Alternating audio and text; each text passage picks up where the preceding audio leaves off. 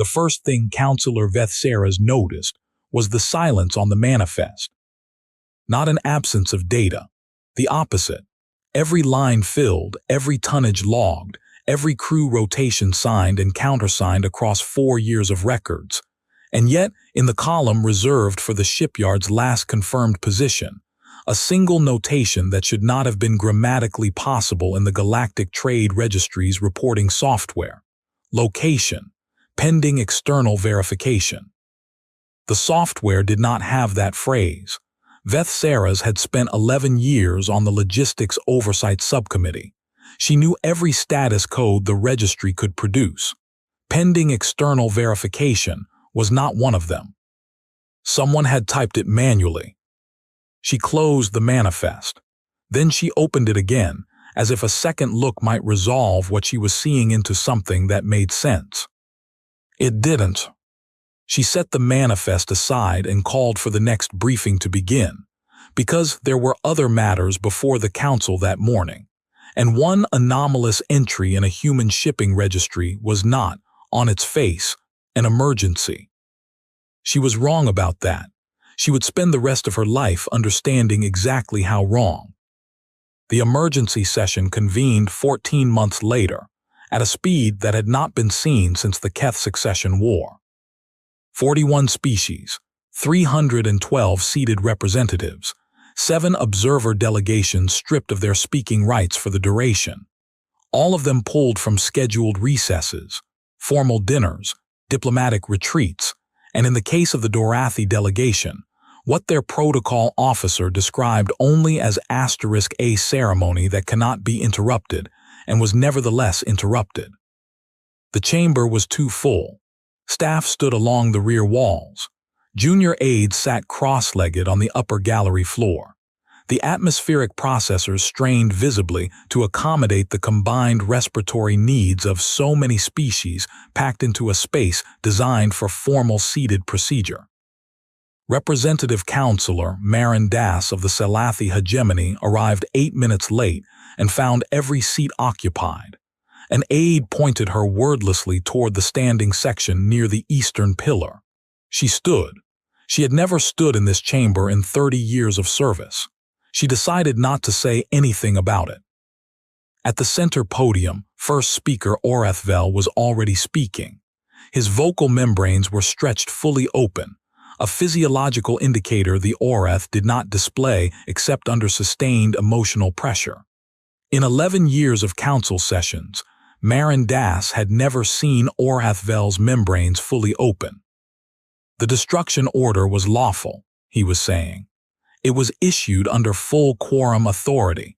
It was transmitted to every enforcement vessel in the relevant sectors simultaneously.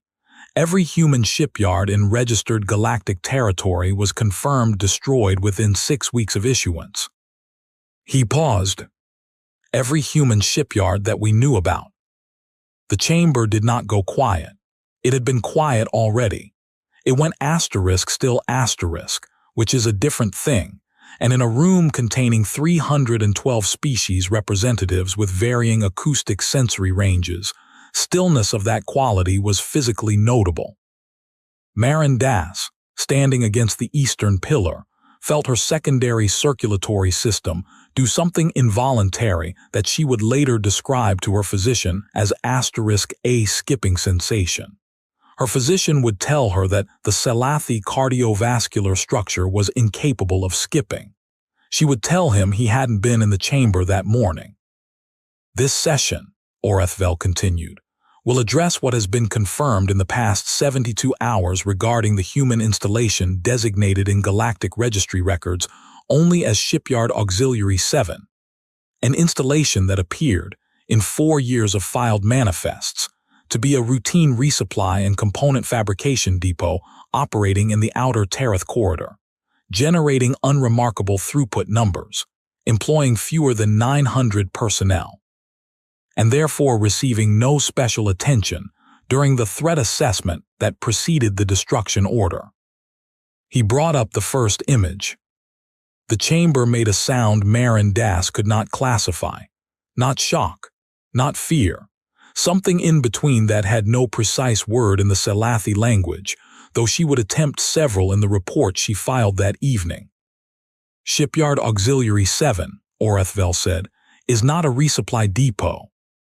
To understand what the council was actually looking at, you would need to know what Veth Saras had found 14 months earlier, and what she had done, or specifically, not done, about it. She had set the manifest aside. That part was true.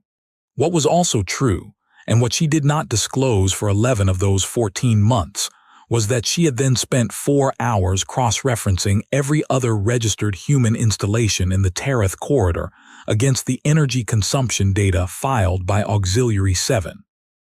The numbers were wrong. Not flagrantly wrong. Not wrong in a way that would trigger an automatic audit. Wrong in the specific, careful, deliberate way that suggested someone who understood audit triggers very well had worked hard to stay just beneath them. The thermal output filings for a component fabrication depot of Auxiliary 7's stated size should have fallen within a narrow band. Auxiliary 7's numbers were at the ceiling of that band, every single quarter for 4 years running, without variation. Real industrial facilities varied. Demand shifted. Maintenance cycles reduced output. Seasonal contract fluctuations moved numbers up and down. Auxiliary 7's numbers never moved. They sat at the ceiling of plausibility, immovable quarter after quarter, like something placed there rather than generated. Veth Saras had flagged this internally. She had written a memo. She had submitted the memo through the standard logistics oversight channel. The memo had been received, logged, assigned a case number, and placed in a review queue with an estimated response time of 6 to 8 months. 6 weeks later, the council had issued the destruction order. Auxiliary 7 was not on the list. It wasn't on the list because no one had read the memo. "Let me be precise about what you're seeing," Orethvel said, and he zoomed the image. The first layer was what the thermal signature analysis had initially suggested, something approximately 3 times the volume of a standard heavy construction platform. Unusual, but not unheard of for a facility that had been operating for 4 years with no significant inspections. The second layer, visible only in the spectral analysis conducted by a Salathi deep range probe 6 weeks ago, was more troubling. The facility's outer hull was not hull material. It was a thermal baffle, a shell, specifically designed to present a smaller thermal profile to external sensors than the actual structure behind it. "This is not improvised," Orethvel said. "The baffle material is a composite we have not previously encountered in human manufacture. It was not purchased through any registered supply chain. Our analysts believe it was synthesized on site." A voice from the floor Marin Das could not see who said simply, "How long?" "Our best estimate," Orethvel said, "is that the thermal baffle has been in place for between 7 and 9 years. 7 to 9 years before the destruction order, before the threat assessment, before the preliminary discussions about whether human expansion posed a systemic risk to galactic stability, before any of it. The baffle had been there before the council had even begun to consider that humans might be a problem. Which meant the humans had not built it in response to the council's concerns. They had built it before the council had any concerns. The chamber absorbed this. Marin Das watched it happen across 300 faces of varying geometry, and the expression that crossed each of them, translated through vastly different physiognomies, was the same. It was the expression of a collective misunderstanding becoming apparent. The expression of people who had believed they were watching a situation develop, realizing they had been watching a recording of something that had already happened. "Where is it now?" someone asked. Orethvel's membranes, already fully open, somehow extended further. Marin Das had not known they could do that. "That," he said, "is the matter before this council."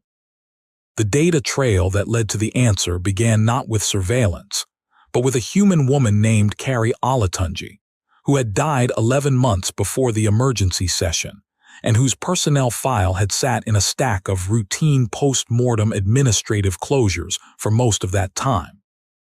Her file came to the attention of the Council's intelligence apparatus, not because of anything in it, but because of something that had been removed from it. A standard audit of personnel records at a decommissioned human research station in the outer Drevath system had flagged 16 files with identical anomalies. In each one, the field labeled * current assignment had been blanked, not deleted. There is a difference. Deletion removes content. Blanking replaces content with formatted empty space that retains the byte signature of text that once existed. Someone had replaced 16 people's assignment records with blank space that looked, at a quick glance, like never-occupied fields. Someone had done this carefully enough that the audit algorithm had almost not noticed. It had noticed because of Carrie Olatunji's age. Her file listed her as 63 years old at the time of death. The cause of death was listed as natural cardiac event. 63 was not young for a human, but it was not old either, and the intelligence analyst, a third-year Vihari officer named Torath, who would later receive the hegemony's highest civilian commendation, and would always seem faintly embarrassed by it, had cross-referenced her against the medical baseline database for humans of her age range. Her cardiac health indicators, filed 18 months before her death, were excellent. Not just adequate, not just stable. The indicators of a woman who exercised regularly and had no significant cardiovascular risk factors. Torath had pulled the other 15 files. Same pattern, excellent health indicators, various causes of death, all within a 4-month window. He had gone to his supervisor and said, in the Vihari manner, which tends toward understatement, "I think these people may not actually be dead." "They are not dead," Orathvel confirmed and brought up the second image. It was a personnel roster. Incomplete. The intelligence apparatus had spent 8 weeks reconstructing it from fragments, cross-references, supply manifests, and a single piece of physical documentation recovered from the decommissioned station. A handwritten scheduling grid that had been torn into 6 pieces and distributed across 3 separate waste disposal units, and which a junior intelligence aide had reassembled at a table in a room that Torath would later describe as * excessively cold and insufficiently lit. Marin Das looked at the roster numbers. "How many?" she said out loud, which was technically a procedural violation in the standing section, but no one corrected her. "Between 1,200 and 1,800, Orathvel said. "We cannot be more precise." The population figures were falsified across multiple facilities over an extended period. We know that personnel were gradually, over several years, transferred on paper to positions that did not exist, at installations that were either decommissioned or fictitious. "And in reality," Marin Das said, "in reality, they were transferred to Auxiliary 7. The chamber processed this. 1,200 to 1,800 people. Not soldiers, not a military installation. The roster fragments showed engineers, physicians, agricultural technicians, educators, geneticists, 3 separate specialists in closed-loop atmospheric systems, and in a category that took the analysts 2 days to correctly identify, people whose listed expertise was * multi-generational habitat continuity. There had been a moment, Torath would later write in his report, when he had understood what that phrase meant and had needed to sit down. He was Vihari. The Vihari did not sit down for emotional reasons. He sat down anyway. "They didn't just build a shipyard," Marin Das said, not as a question. "No," said Orathvel, "they built a ship." This is where the story becomes, depending on how you understand the word, either much worse or much larger. The ship, the Council's analysts refused, initially, to use that word, because the word implies a scale that the data seemed to contradict. But the data did not contradict it. The analysts simply needed time to accept what they were reading, had been under construction for between 9 and 12 years. This placed its earliest construction phase at a period when human-galactic relations were formally cooperative. Tariffs were low, information sharing was routine, and the idea that humans might one day be considered a systemic threat to galactic stability had not entered any serious policy document on any council world. 9 to 12 years ago, someone had looked at the trajectory of human-galactic relations and decided not to trust where it was going. The analysts had initially focused on what the ship was built ***, because the materials were the most immediately quantifiable anomaly. The hull composite was not in any registered catalog. The propulsion signature, reconstructed from residual energy traces found in the installation's last recorded position, did not match any known drive type. Both of these facts had received significant attention in the intelligence briefings.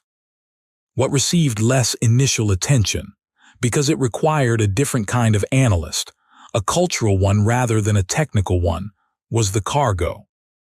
The manifests, once fully reconstructed, did not list weapons systems. They did not list military hardware of any kind. They listed grain stores, seed banks, water reclamation equipment, medical archives, libraries, complete genetic sample collections for 37 Earth species, educational curriculum materials in 12 languages, musical instruments, paintings. The entire recorded legal code of 6 human nations, annotated. It was not a warship.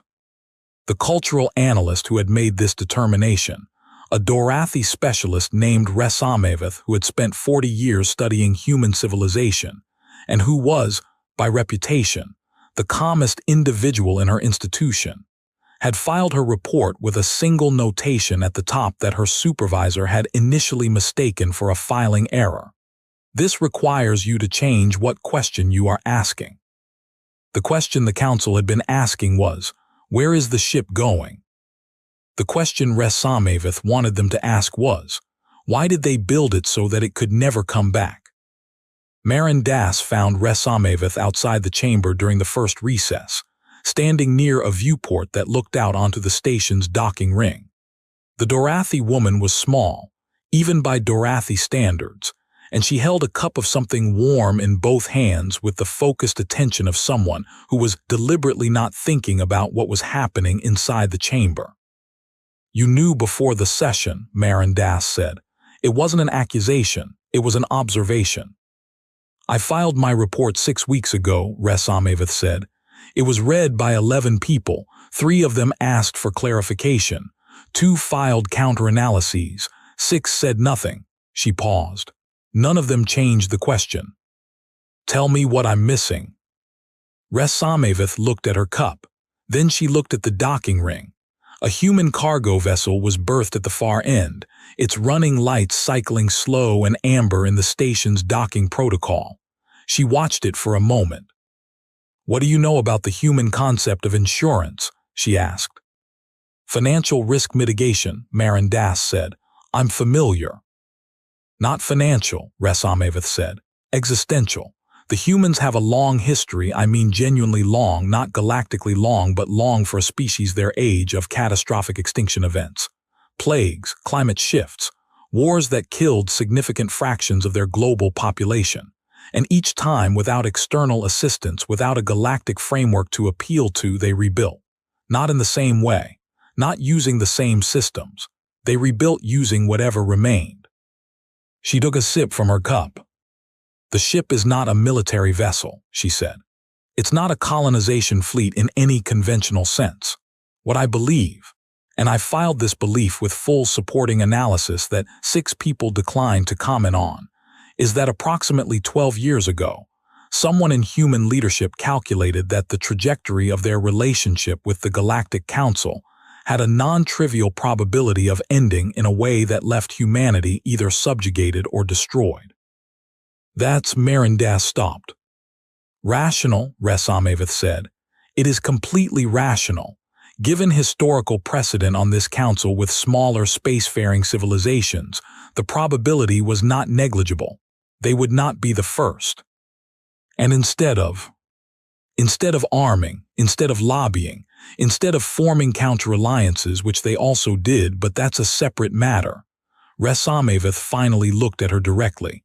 They built an ark. The word landed with a weight that Marin Das felt physically. They built an ark, Resamavith said again, stocked it with everything a human civilization would need to rebuild from nothing. Crewed it with people specifically selected for multi-generational survival, and sent it somewhere we cannot follow. We don't know the destination. The propulsion signature is consistent with a drive type that our theoretical physicists have been debating for 30 years. We have models but no functional prototype. If those models are correct, the ship achieved velocity in excess of anything in the current galactic registry within 18 months of departure. She paused. If the models are correct, the ship left this galaxy approximately 4 months ago. Marin Das was quiet for a long time. They didn't run, she said finally. No, Resamavith said. Running implies hopping to hide. This was, she searched for the word. This was asterisk planting asterisk. They planted themselves somewhere we cannot reach them. Whatever the Council does to humanity here in this galaxy, they have already ensured that humanity continues, somewhere, in some form, beyond our jurisdiction, beyond our weapons, beyond our ability to end them. She looked back at the docking ring. The destruction order made sense when the Council believed they were destroying all of humanity's capacity to project power. The destruction order was issued against a civilization that had already moved its most critical capability outside the boundaries of everything the order could affect. The shipyards we destroyed were real, Resamavith said. Active facilities, military-grade construction. I'm not suggesting they were decoys. They weren't. They were everything we believed they were. She turned her cup in her hands. They were also, from the perspective of whoever planned this, acceptable losses. Back inside the chamber, Orathvel had resumed speaking, and the information was no longer getting better. The propulsion data had been verified by a second team. The velocity estimates held.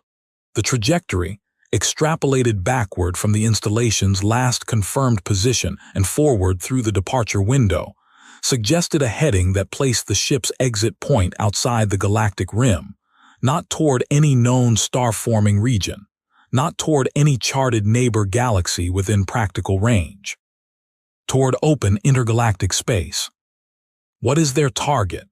A delegate had asked the lead analyst, a young Selathi physicist named Tem Uvar who had been awake for 46 hours and whose composure was visibly suffering for it. We don't know, Tem Uvar had said. Do they have a target? Tem Uvar had paused in a way that suggested the pause was doing significant work.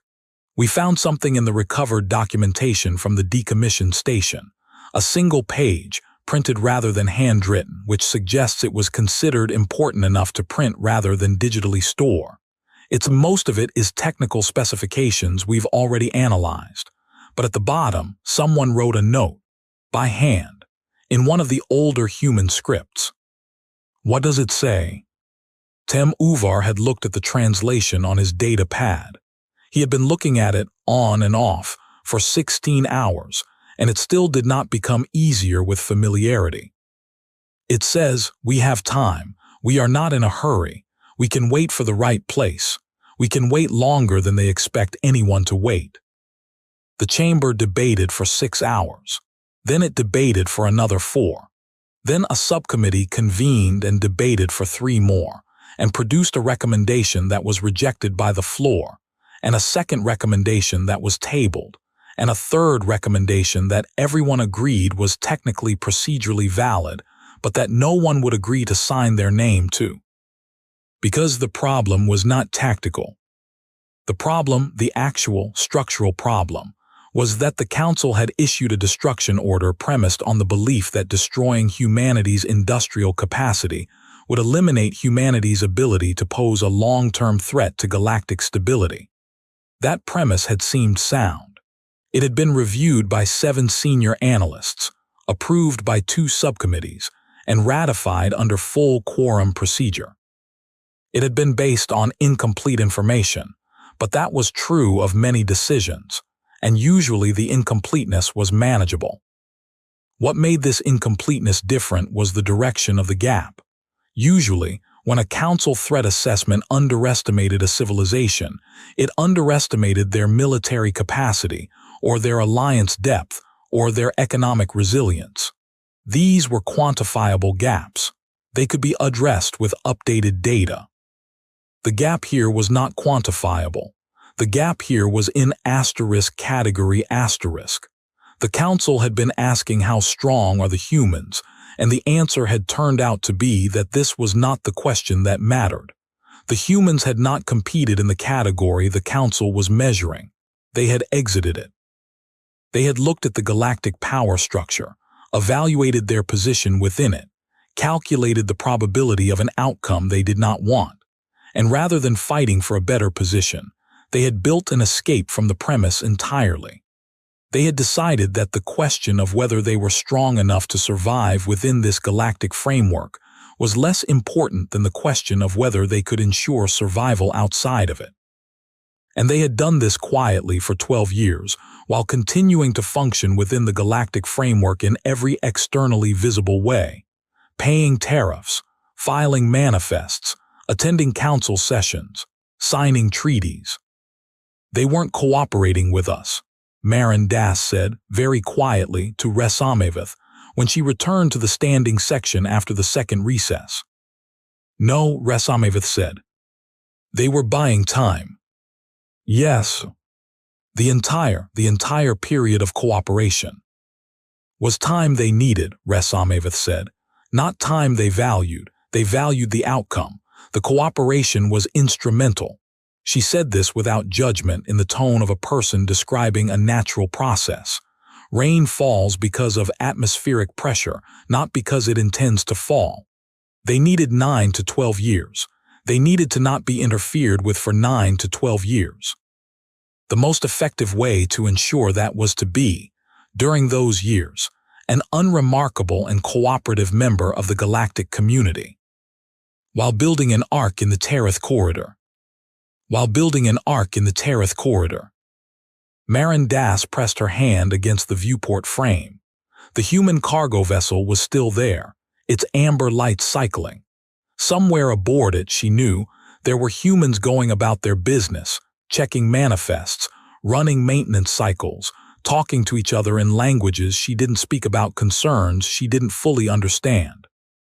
She had spent 30 years in this chamber representing her species' interests, and she had never, until this moment, considered that her most foundational assumption about what she was doing here might be wrong. She had assumed the council was the frame, the governing structure within which other species operated. She had assumed humanity was operating within it too. She understood now, with a clarity that felt more like vertigo than insight, that the humans had never fully entered the frame. They had stood beside it, appeared to accept it, worked within it where it suited them, and for 12 years, quietly, they had been building a door in the wall. And 4 months ago, they had walked through it. The ship had a name.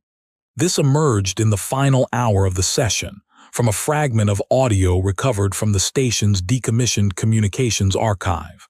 A transmission, encrypted but not erased, because whoever had run the decommissioning process had not realized the archive existed.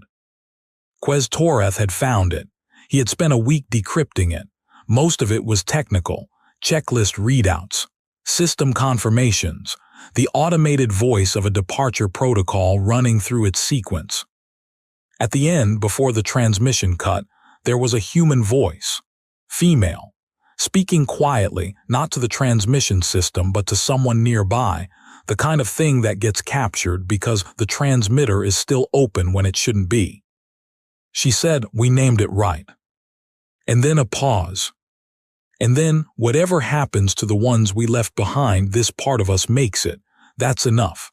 That has to be enough.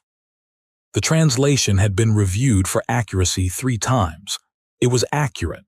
Toreth had included a note in his file. "I am not certain this audio should be classified. I am not certain it should be distributed. I am uncertain of most things regarding this situation, but I believe the recording is important for reasons I am having difficulty articulating professionally. His supervisor had classified it anyway, then reconsidered, then reclassified it in a different tier that allowed council-level access. It was this transmission, more than any technical data point, that had shifted the tone of the session in its final hour, because it contained something no manifest or propulsion analysis could supply. It contained a human voice making a choice. Not a strategic choice, not an institutional one, a personal one, made by a person who understood what was being left behind, who felt the weight of that, and who had decided that the project was worth the cost anyway. Orethvel played it for the chamber once, then he stood quietly for a moment. "The ship's name," he said, "as reconstructed from partial registry fragments and the station's final documentation files, is the * persistent remainder." Nobody on the council knew what to do. This was, Marin Das would write in her report that evening, the most honest summary of where the session ended. Not because the council was incompetent, not because the situation was strategically complex, though it was, but because the situation did not fit the framework within which the council was designed to operate. The council governed galactic space. Persistent remainder was no longer in galactic space. The council's enforcement mechanisms required jurisdiction. Jurisdiction required presence. The ship was 4 months beyond the galactic rim, moving at a velocity that current council technology could not match, carrying between 12 and 1,800 people specifically selected for long-duration isolated survival, equipped with enough biological and cultural material to constitute a complete civilization. The destruction order had been issued. Every human shipyard in registered galactic territory had been confirmed destroyed. The order was, technically, complete. There was nothing to amend it to. There was no mechanism available to extend it to where the * persistent remainder was. The humans who had built that ship, crewed it, stocked it, navigated it past the galactic rim, they had thought of that. They had thought of all of it. They had thought of it for 12 years, quietly, while attending council sessions and paying tariffs and smiling across negotiating tables, and they had constructed a solution to a problem the council hadn't yet admitted it was going to cause. "There is a question," Resamaveth had said in the chamber during a moment when she had the floor, "that I believe this council should formally consider. Not today, perhaps, but it should be placed on the record." "Go ahead," Orethvel had said. "The humans built a ship in secret. They deceived this council across a period of 12 years. They used a period of formal cooperation as cover for an operation that was premised on distrust of this institution." She paused. "These are not the actions of a cooperative partner." "Obviously," someone said. "But they are also not the actions of an enemy," Resamaveth said. "An enemy builds weapons. An enemy prepares for war. An enemy attempts to seize power or disrupt systems or eliminate threats." She looked around the chamber slowly. The humans built a library. They built a seed bank. They built a hospital that can travel. They built a school. They did not build weapons, and they did not try to defeat us. They tried to survive us. The distinction sat in the air of the chamber. "The question I want placed on the record," Resamaveth said, "is this. What does it mean that a civilization with the intelligence and discipline and patience to execute this plan, a plan of extraordinary sophistication, executed flawlessly over 12 years, used all of that capability not to threaten us, not to attack us, but simply to make themselves impossible to erase?"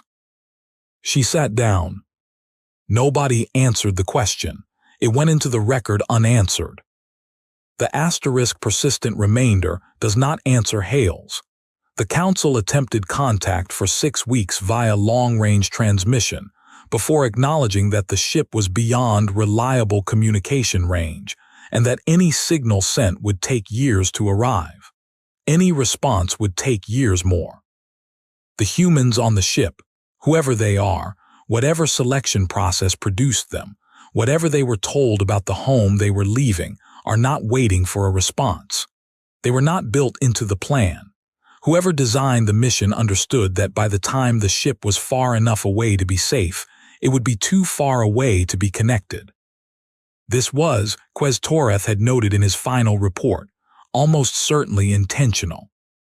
He had then written a final line, which his supervisor had flagged as editorially inappropriate, and Torres had declined to remove. I do not know if this frightens me because of what the humans might become, or because of what we made them decide to become. I am not certain there is a meaningful difference.